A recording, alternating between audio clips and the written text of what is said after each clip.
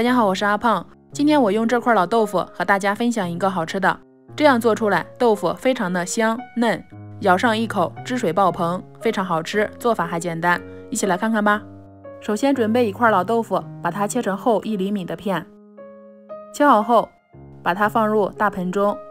现在开始调料汁，向碗里面加入1勺白糖，再加入3勺番茄酱。勺子就是平时我们喝汤用的勺子。接着向里面再加入2勺生抽，然后加入1勺蚝油，再加入1小勺盐，最后向里面加入2勺淀粉，倒入300毫升常温清水。加入清水后，用勺子把这些调料全部搅拌均匀，尤其是里面的白砂糖，一定要把它搅拌融化了，然后先放一边。接着向小碗中打入2颗鸡蛋，用筷子多打发一会儿，打至拉丝的状态就行了。打好后直接把它淋在切好的豆腐上面，然后端起大碗，摇一摇，颠一颠，使每块豆腐的2面都裹上1层鸡蛋液，像这样就可以了。现在向不粘锅里面倒入食用油，油多倒一点。油热之后开中小火，把裹上鸡蛋液的豆腐依次摆进来。如果豆腐多，锅子小，可以分成2批做。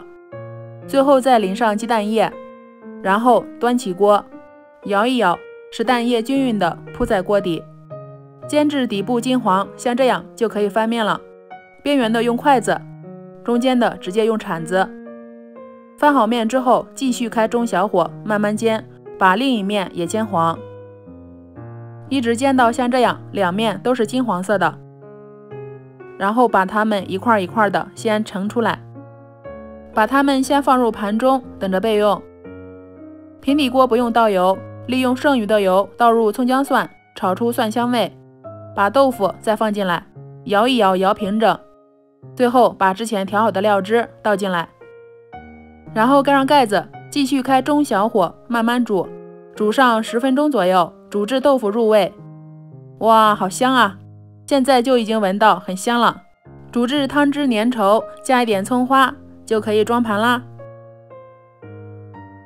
最后再把剩下来的汤汁淋在上面，一道美味又好吃的茄汁豆腐就做好啦。这样做的豆腐口感特别的香又特别嫩，咬上一口酸酸的甜甜的，非常好吃。我家挑食的小外甥自己也吃了好多，特别喜欢吃。每天给孩子吃上一块豆腐，能够补充优质蛋白质，又加入了鸡蛋，营养又加倍了。如果喜欢你也试试吧，在过年的餐桌上给孩子来上一盘，会非常的受欢迎哦。喜欢的话可以先收藏起来。我是阿胖，喜欢我的视频可以点赞、关注、留言、转发哦。点我头像还能看到更多美食视频。我们下期节目再见。